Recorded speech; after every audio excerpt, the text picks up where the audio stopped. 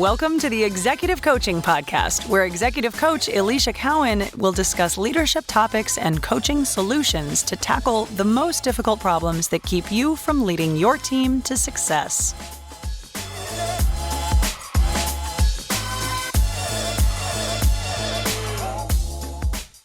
Hi there, leaders. It's Alicia Cowan, and welcome to episode number 31 of the Executive Coaching Podcast. And I gave you a little sneak preview to this, that we would be having more guests on the podcast. And I have been talking to Amanda Herring for quite some time now and trying to plan and get our crazy schedules together to get her on the podcast. And the reason why is because I think you're going to find her super relatable, and she's going to give you some amazing perspective on not only being a CEO, but also being a mom and what that's like. And so, as I normally do, a quick intro into what's been happening around the Cowan house. So we officially did move in and got settled, and I am actually filming right now and recording right now in a part of the house. So you can come and watch us on YouTube if you want to come check it out. I'm currently in the movie room, hiding out away from everybody and recording. So that's a little about what's going on around here. But let's do this intro. Let's dive right in. So, like I mentioned, Amanda Herring, she is a mom of 3 daughters, a wife, and a CEO and a co-founder of Fee League. Fee League is this amazing women's group that she's going to tell you a lot more about, that I joined when I first moved to Tampa and have really jumped right into and loved being a part of. So I'm really excited for you to hear more about it. You know, we're not going to hold this against her because I am a graduate of Florida State, but she is a first-generation college graduate from the University of Florida, which is a big-time rival to us here in Florida, but we're going to let that go. So that's okay. She also was a really great dynamic PR and marketing exec, and she has experience in fashion, celebrity, publishing, and nonprofit industries back in New York City. And then she came back down here to Tampa and joined us. And then since has led many agency side practice areas. So everything from communications, business development, marketing, employee experience, creative, and culture consulting, with her most recent role being the Chief Experience Officer of Living HR. So welcome, Amanda. Thank you so much. It's so good to be here with you. I'm so excited. Yes. The movie room looks great. Thank you. And I'm so excited, just like us, just sitting on the couch, having a good old conversation. And That's Amanda, right. Since I first met her, we've just always had really great conversations and a really great connection from the first time I met her, probably because she's just so passionate about the similar things that I am. So we're going to dive in and talk a little bit about her experience. And I'd like to just make this whole podcast very conversational, and we're going to kick off some topics that we've pre-planned, but also kind of really go with the flow in the conversation. So Amanda, I just would love for you to tell your story, and we're going to dive into your personal journey, being a CEO, being a mom, and your rise to the top. So I love how you tell your story. So would you start us off with that? Of course, happy to.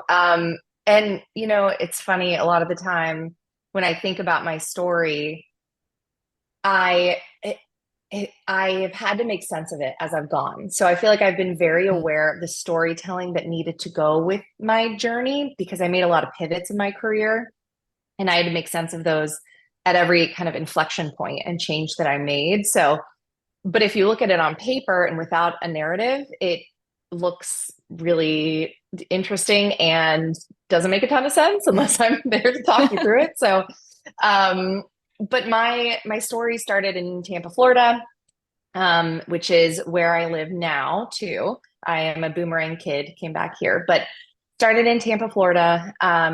I grew up here with a really great supportive family. They were very hard workers. And I can remember from the time I was really young, just always having this idea of work up on a pedestal. I saw it as this thing that was really important to my family, and they worked really hard. And so from a young age, I worked in my dad's office, filing papers, answering the phone, doing things like that. And I was such a ham. Any chance I got to go interact with his clients, he owns a pest control business. And so I would go with him and, yuck it up with his clients and, just be the one who was kind of distracting him while he was doing his thing. And then we would go leave together. But from the beginning, I saw work as this really cool way to engage with people and, earn my own money. And so from there, I got my first real job at 15 when I worked at Party City. I worked the costume counter, and it was one of the only places that hired 15-year-olds. So that's what I did. And then I worked the mall circuit, working in retail, which I think is a great experience, just interacting with customers. And, retail is a tough gig. And I still hold a lot of respect for anyone I meet who has worked in retail. And so from there, I went to the University of Florida, as you mentioned, first generation college graduate. So there was a lot I didn't know in entering into that part of my journey. I had a lot of friends, thankfully, from childhood who ended up going to the same college that I was going to. And I actually started out at UF as a psych major until I realized how pre-med that track was. And I did not feel pre-med as a human. And so I shifted that to join their College of Communications and Journalism. And I focused on comms and PR. And so that's what I got my degree in. And while I was in school, I really wanted to get up to New York City. I definitely had these big dreams of getting out of Tampa, and Tampa's cool now, but when I was a kid, Tampa was not cool to me. so love you, Tampa, now. But at the time, I really wanted to get out of this space where I had spent all of my childhood and experience something totally new and different. And it seemed kind of unattainable. No one in my immediate family had these bigger corporate careers or worked for household names. And I don't know.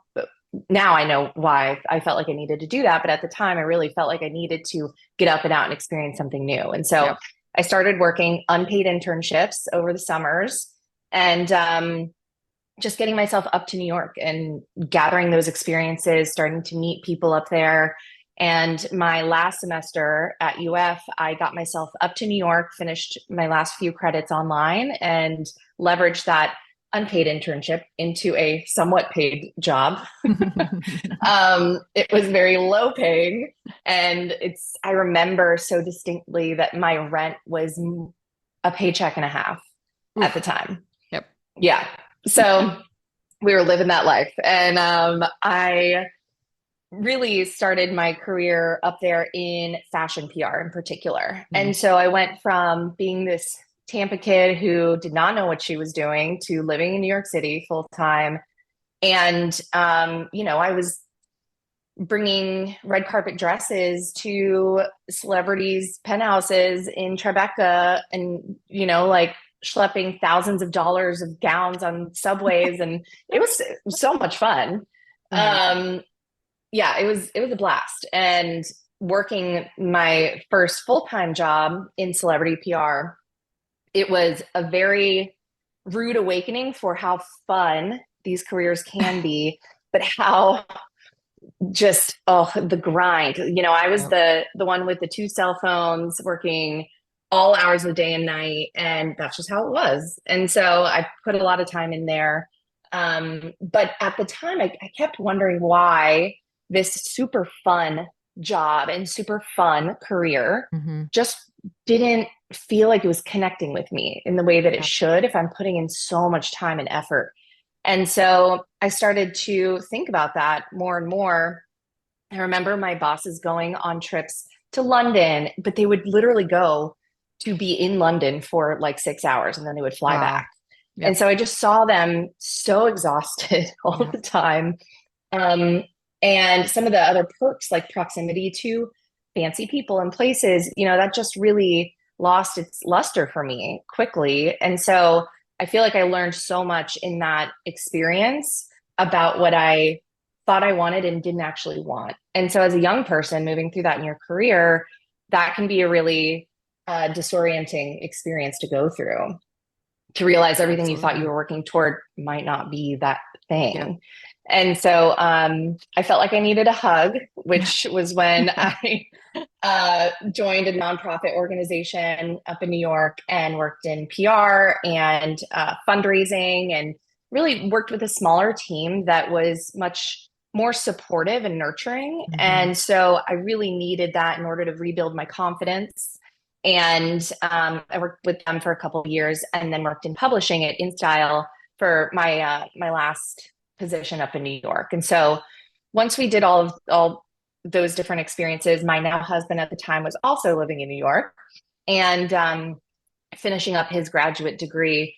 And we both looked around at that point in our lives. We had been up there for 5 years full time, and just didn't see us building a family there, which is what we wanted to do. And we still wanted to continue our careers though. So we voted every single day. We had a chalkboard on the wall every single day for a month. We had to vote when we got home from work, yes or no, if we were going to move. I love because it's so, the experience in New York, it's like you love it one day. You could not imagine being anywhere else one day, and the next day, like, I have to leave immediately, or someday, like, I gotta go. And so we were like, we need to figure out what's trending here in terms of how we feel. And it was a big change to me. So at the end of that month, there were more yeses than nos to moving. And so we did it. And we moved down here, moved in with my now mother-in-law, to get back on our feet. I moved down here for the first time ever. I'd never taken time between jobs, literally none, zero time. And so I moved down here without a job for the first time. And I can remember the very first time that I sought out an organization without knowing how exactly I was going to contribute, but I just really liked what they were doing. And so I pitched myself basically to them. And, they had really amazing creative and interesting people who were working there. And I felt like it was this really special place in Tampa that I just wanted to contribute to. And I had a lot of respect for the people who were part of it. And so that was when I started really paying attention to that piece of work. I felt like before then I had just been winning interviews, and feeling that pressure of staying afloat and just, okay, I need this next thing. What can I deal with in order to, continue down this path? And what do I need to do in order to make sure I don't have any gaps in my employment? And it was very high pressure, zero money situation that many young professionals find themselves in. Yes. And so I went through the process of interviewing with them. And it was also one of these big inflection points for me where I pushed back for the first time professionally in an interview process. And so I had always felt just lucky to have a job, because these were jobs that felt so unattainable to me in a city that felt unattainable to me. And I had built up enough confidence and experience by that point to recognize even when I really thought I wanted something, if something didn't feel right, that was the moment to make sure we explored that, not wait, take the job, suffer through something. Right. So I had a great experience in the interview process up until one person I met with, and we just did not see eye to eye on things. And I left that conversation just not wanting to repeat some past patterns of working with leaders that I didn't connect with, because I had found that was something that was really important to me. And that's where things went wrong or right in my past. And so I brought that to the attention of the CEO of the agency, and we worked through it and, actually shifted who I would be directly reporting to because of that conversation. And so in turn, I felt very valued, and I felt like I had this immediate trust system with the leadership of that organization that I had never had before, because I was honest and vulnerable. Yeah. And so that was like a huge lesson for me in my career. And so I was with the agency for quite a while, got to work with so many amazing creatives, and found that that's what I really loved doing, was having these opportunities to do this work that was out of the box. And I got to work with lots of different interesting people, and people who could do things that I couldn't do, and that were better at certain things than I was. And I just loved that process. And so I was approached by the leader of Living HR, which is where I've spent the past 7 years of my career, and held my most recent role. And it was right when the agency was going through some changes, and, the CEO, Carrie Higgins Bigelow, she made me an offer I couldn't refuse. And I met with her, and she was so supportive of me as a human being and wanting me to be part of what she was building, and was so sure that I was the person for this job that it made me sure, That's amazing. And so Yeah. that was another lesson was I zero connections to HR before this. So I was like, are you sure though? Because I don't. Me? Yeah, right. Yeah. I'm very used to connecting with people through Yeah. communications and PR and all of that. But, she was sure. And sure enough, 7 years later, it's my favorite work that I've ever done in my career. And being able to connect with people when I've had lots of ups and downs in my own career and workplace experience, being able to have an impact on that in a positive way has just been a totally different experience for me and something that's been so fulfilling. So, while I was there, I became a parent. Lots of things happened. COVID happened. There have been a lot of changes that have happened in the world, and for me personally. And so, while I was there, we incubated this concept of Fee League, which is the organization that I'm now leading. And it came about from my own pursuits in finding community that was focused on shared perspectives and really these greater opportunities for storytelling and community building and learning together, and creating more access to these. For me, it was women that I had always felt like I couldn't have access to or didn't understand how to get there, or there were no mechanisms that I could find in order to drive my own development. Yep. Outside of learning and development within my role.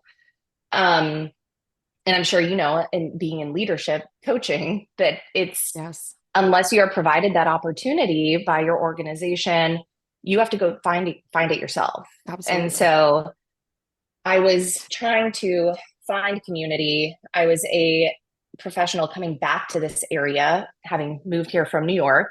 And so in doing so, I just wasn't totally clicking with all the options out there, or they were fulfilling certain parts of what I was looking for, but not all of it. And I think that that happens for a lot of people. They have lots of groups or communities that fill them up in certain places, but we still need these other parts that feel like they're missing. We need that bridge. And so Fee became that bridge where we were building community with women across organizations and up and down levels to create access to more perspectives. And so I was lucky enough to establish that concept with my boss at the time, and it furthered my own development while creating something meaningful for others. And it now is a standalone organization and a true startup that was kind of came out of just a real human need and perspective. So that's what I'm doing now. And it's it's been a wild ride, and a lot of reasons for doing it are tied to my journey through motherhood, becoming a parent, and having 3 daughters too. I think it all adds to your perspective on how you show up in the world and what you're contributing to. Amazing. I love your story. And you think it doesn't, maybe on paper make the most sense as you're narrating it. But I think even just the seeking out, like you said, going to university for the first time within the family, right? And that experience. And then, like you said, the career and the striving for the senior leader roles and the executive roles, and not having necessarily someone that's pioneered it for you. And again, this is not a disparagement, just an indictment on anything, right? Or an experience you've had, but it's like, I think we've said this a lot in Fee too, is that this generation as a whole is somewhat pioneering to these senior leader C-suite roles just because of where we are at as a society and women's growth. And so I think it makes perfect sense. And so well, thank you. I think it makes perfect sense. And, it's kind of neat, I think, and kind of hearing the threads too, you've taken a lot of risks. You've taken a lot of different, moving. And I think I share a similar story, leaving Florida State and feeling like the pull, although I went to the West Coast, I went to California, but I had a similar story of the pull to take these risks, big moves, big career jumps, moving back and starting a new company, doing all these different things, jumping to different companies. that feeling of courageousness, can you talk about like taking those risks? I'm sure they're not without fear. But how do you, Yeah. what's your philosophy? Because I'm kind of amazed at your courage and risk. Well, thank you for seeing it that way. At the time, I don't think that that's how I saw it. It never And feels I that can look, way in the moment, does it? No. no, and I think at the time, it felt necessary. I felt like, Mm, and my drive in the decisions I make have certainly changed. But I think in the beginning of my career, my parents had invested so much in supporting me and, making sure that I had opportunity and options, even if they didn't have them themselves. And so I went through all of this schooling and I had done all these things to try to get myself to this place. And when I was frankly miserable sometimes in those positions, I felt probably the most driving sense there was not courage, it was like guilt, wanting this to be wow. the thing that so many people had invested in for me. I felt guilty that I was disliking it so much. And Mm, so I think that was my original driver in making some changes was, okay, I owe it to them and to myself, but I owe it to them to explore this until I get it right, until I feel like I'm getting it right and I can contribute to these things around me that, yeah. matter. And so, yeah, I think that was part of what drove me in the beginning. Um, and now it is, it's kind of scary the shifts that you make once you gather all these responsibilities. Obviously the pressure is higher when you have a family and you have just the older you get, the more complicated it gets. And so, um, for me now, like I recently took on a 4-day work week. And so that was risky to me in how others perceived how I spent my time, my responsiveness, um, just generally showing up kind of differently than the rest of the Yeah. corporate world does, Yep. and what that would mean for me. How I manage my own time, but also the way that I engage with others and saying no a lot more than Yeah. I ever had before. But I also knew that I really needed to do that for my family and how I show up for them. Yeah. And it's something I'd really been driving toward mentally for a while. Like, how could I do this? How could I spend more time with my kids? How can I be more present? Which is something I know so many working parents struggle with. And I think that that's been the driver for some of the changes I've made too, is I did not see how to continue in the way that I was and be the best version of myself at work and at home. Yep. And so I've made sure I make calculated decisions the older I get. Yeah.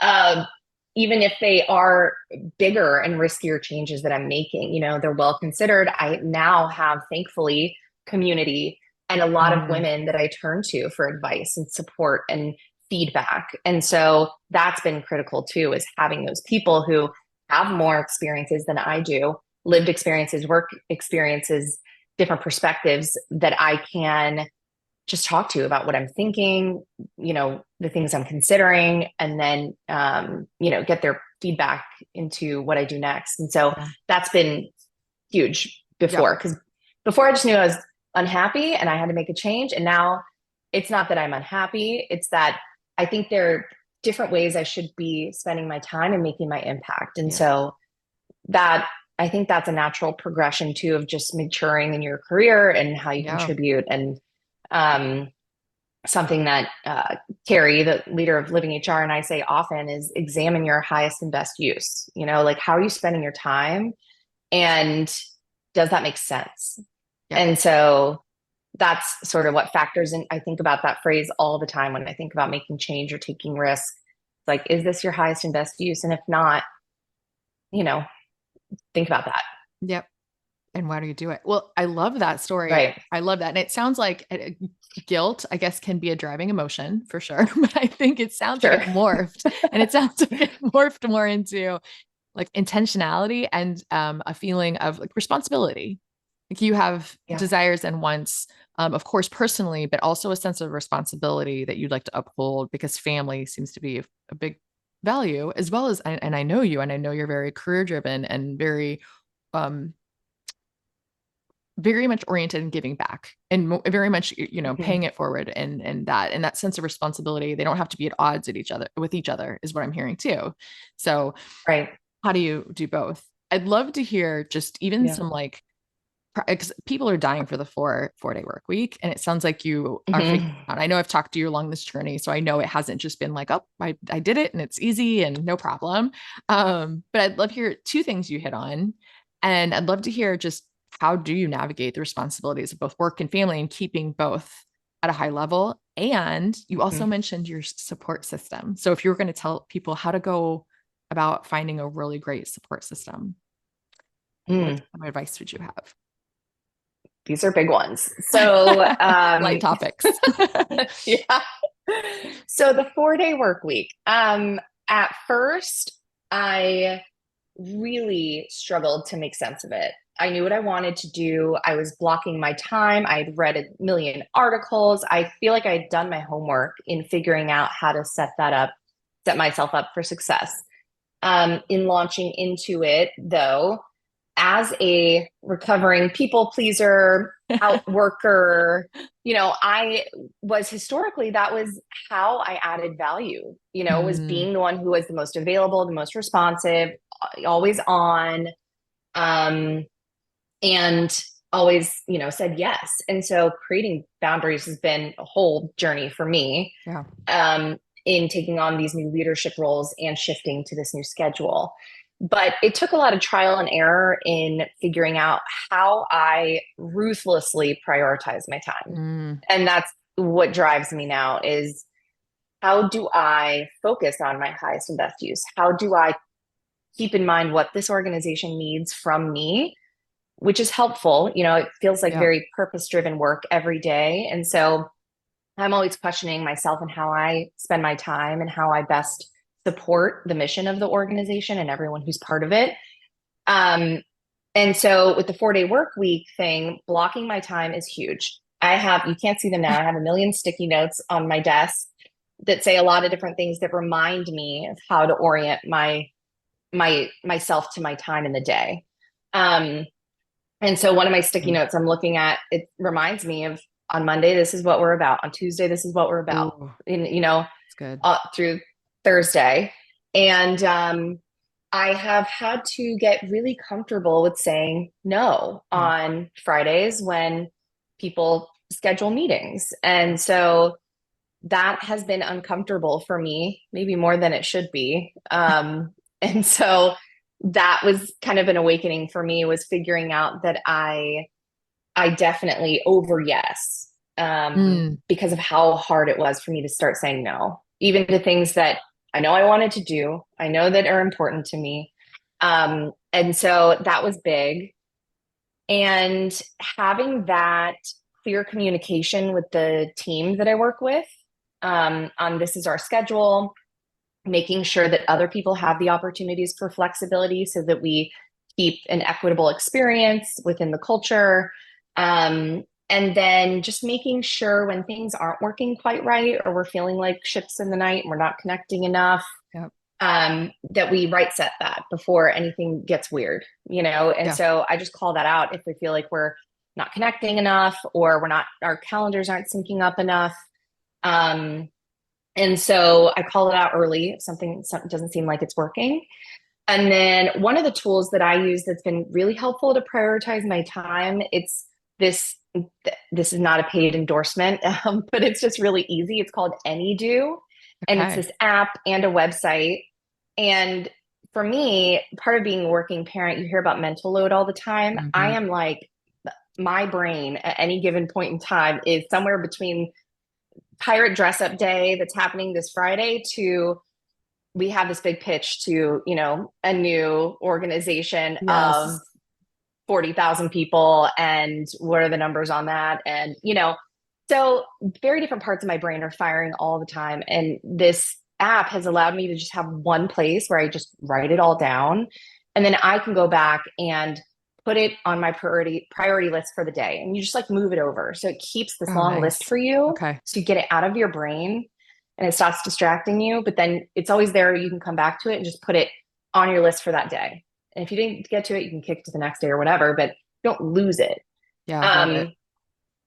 So that's been huge. And then having, you mentioned support system. So in working on becoming a more present parent, that's something that I was always really trying to do throughout this process.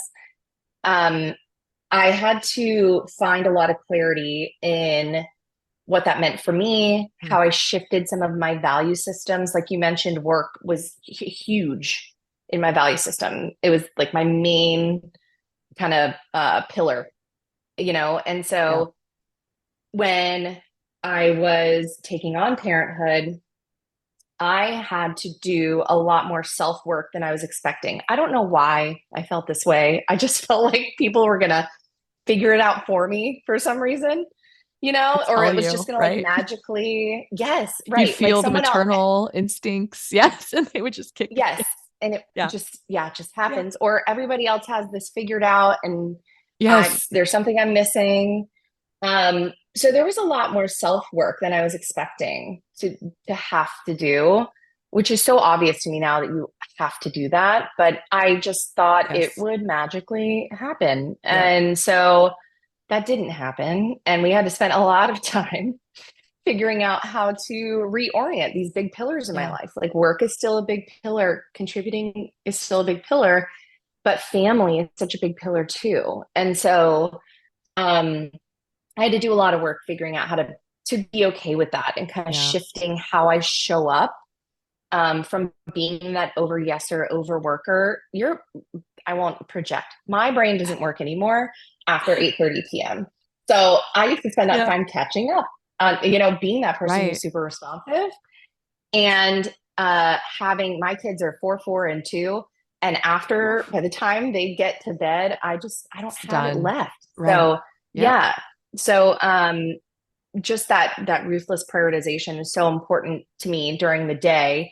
And I have had to figure out how to spend my time differently. And so my support system that I have, I feel like allows me to do that and supports me in doing that.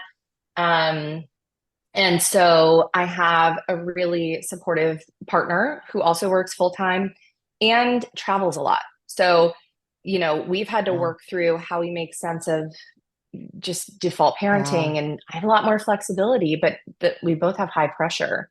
And so we've had to have a lot of communication and conversation about how to balance that. And I don't think balance is totally a real thing, but how we fulfill the roles that like our life needs. Makes sense. Right. And so one of the reasons we also wanted to move back here was because we do have some family here that I could not have done this without the family that we have here, and so lucky to have them in Tampa. That's part of the reason we moved back. But it is so hard. I remember having this conversation after we had our third baby and figuring out how to, find more time in the day. The only variable we have to mess with is time when there's so much to do. And there just isn't enough time. There just isn't. So getting okay with that. And then within the support system conversation, you have to figure out what you're willing to offload and what you need to offload and what you're able to offload to others financially and otherwise. And it's really hard because childcare is very expensive. It takes a lot of legwork to figure out, a place that you're comfortable with and that you're going to feel safe dropping your kids off at. And, I think that we've been really lucky to have some built-in support systems that I know a lot of other people don't have when they go through this experience of becoming a working parent. And so that's where I do see, and I'm part of other groups locally where I see women coming together to find these villages that don't they're not just like here. So like one of the places where I have found that is mom groups specific to your city. There are lots of those. There are working mom groups specific to your city. There are childcare groups specific to your city. A lot of them live on platforms like Facebook, but that's been one way that I've been able to navigate gaps in our coverage and building up that, bench of support where needed. And so that has been a great resource. Another one is in working with organizations in my prior role, really advocating for more options and coverage on benefits and different things that create, support for their workforce. One of the ways that we will often be able to shepherd those kind of policies through is in feedback from employees. So I would say, definitely don't discount your own feedback in sharing with leadership, whether you have a survey opportunity, any kind of like one-on-one with your leaders, or any other like chance to advocate for what you need and what would be helpful. That's very validating and does, lead to change when you're with the right leaders in the right organizations. Absolutely. Oh my gosh, so many great things. Thank you for that. And thank you for being vulnerable and saying it, because I think a lot of times exactly what you said, like you just think everybody else has it figured out, that everybody's got the pirate costume and the cupcakes made and the right. You're like, how are they doing it all and working? And when you talk to moms, and you're right, like I think community is great, and just working parents in general doesn't just have to be moms, but working parents in general, you realize it could be a challenge. And you're right, not everybody has all the privilege or the, ability to do all the things and get the support. But you're right. Sometimes just local community can be a great resource too.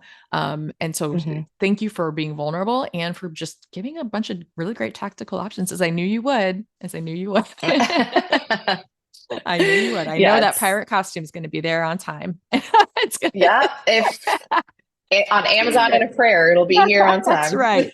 Same time as the pitch. We're going to make it happen. I love it. Yep. Well, I'd love to, as we just close the back half of this out, is really to talk about your work. And I know you're really passionate about it. And you have brought me in to sneak preview a bit about what you're doing about, some studies around generational women in the workforce. And I'd love for you to talk more about it. Just tell us a little bit more and give us a little sneak preview about it.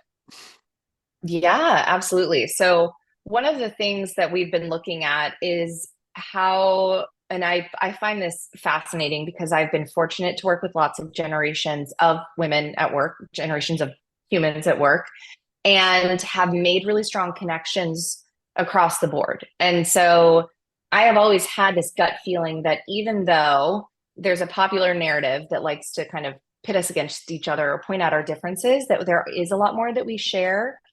And so we put out a study to talk to the 4 generations of women at work right now. And it's an amazing phenomenon that that's happening. And that, we have all of the narrative is that we have all these different things that we're bringing to work or challenging work with based on when we were born.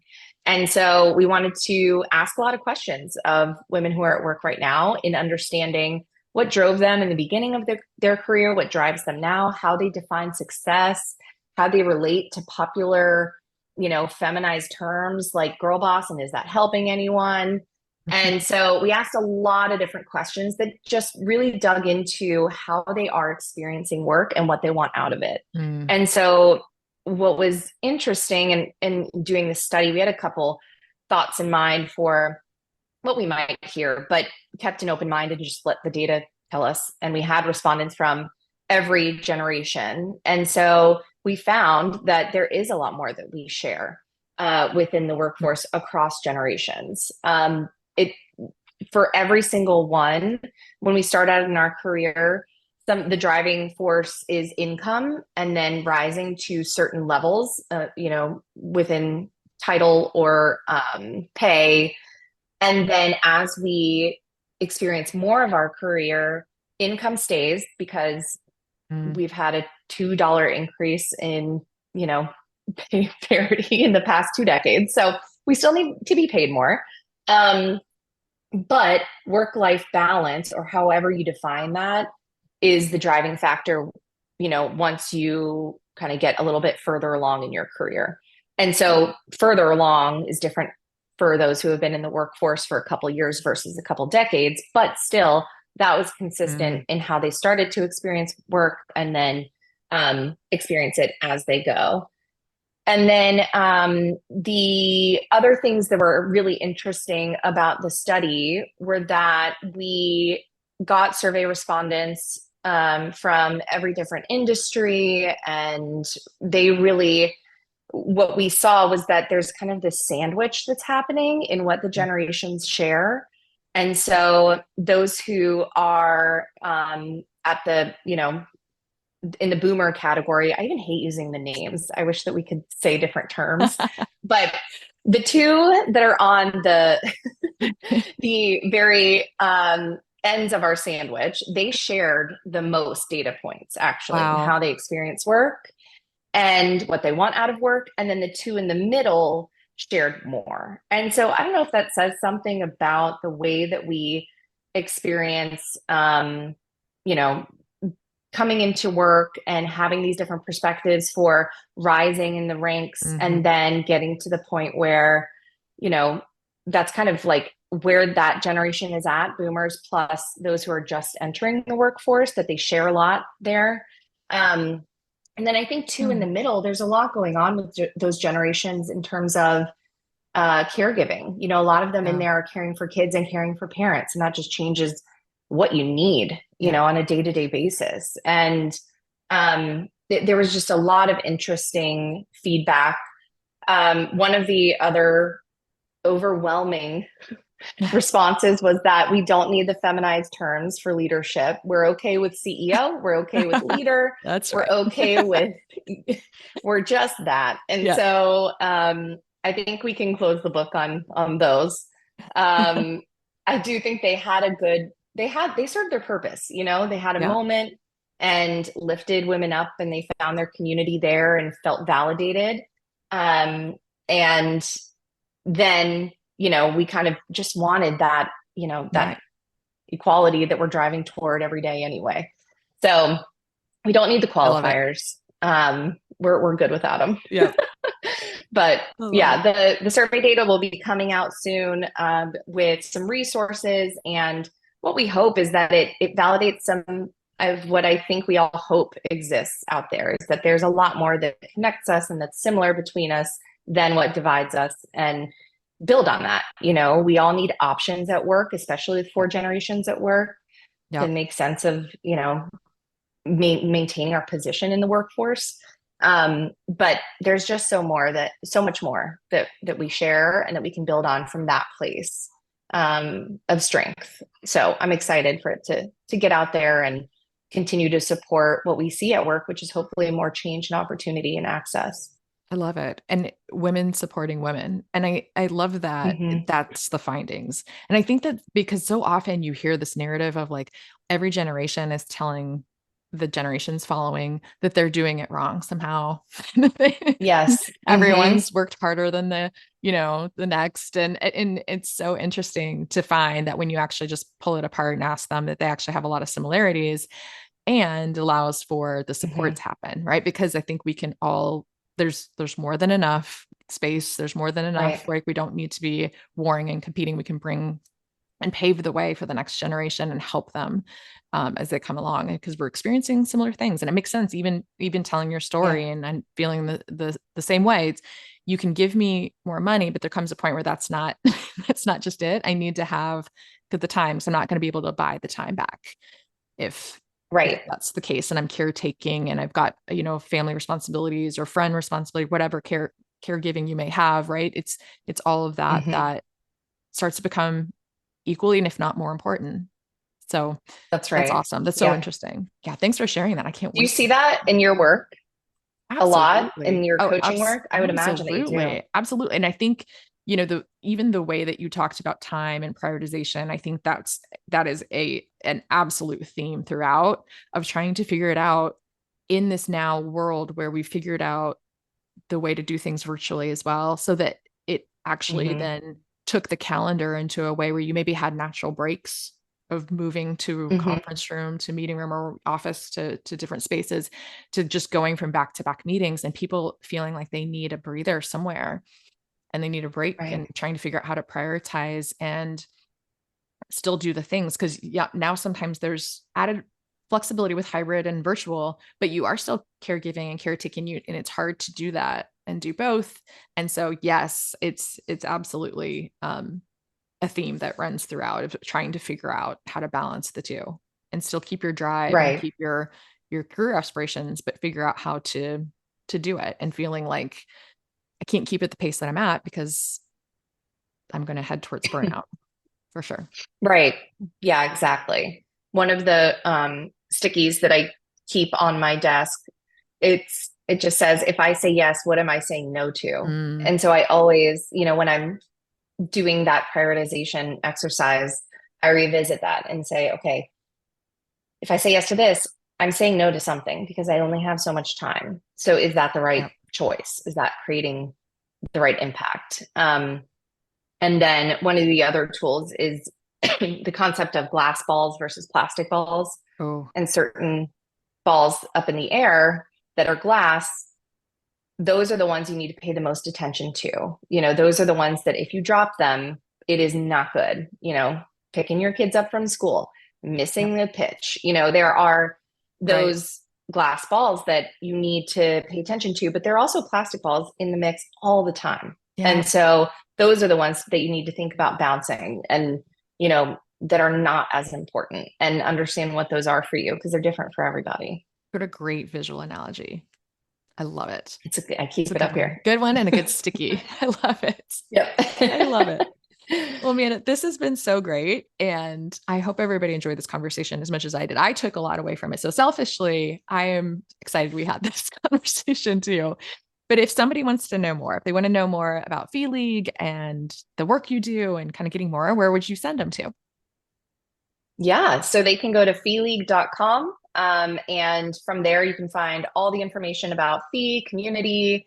Our study will be published there soon, as well as on Instagram, LinkedIn, and Facebook. We're on all of those social media platforms as well.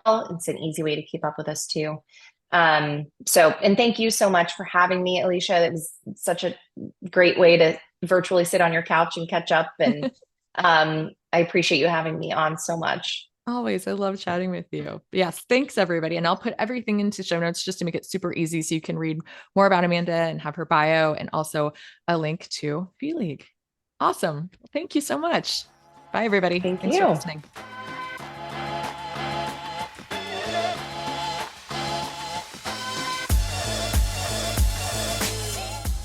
Thanks for joining us for this episode of the Executive Coaching Podcast with Alicia Cowan. If you're ready to have an executive coach who's ready to help you lead your team to success, then book an introductory call at aliciacowancoaching.com/call.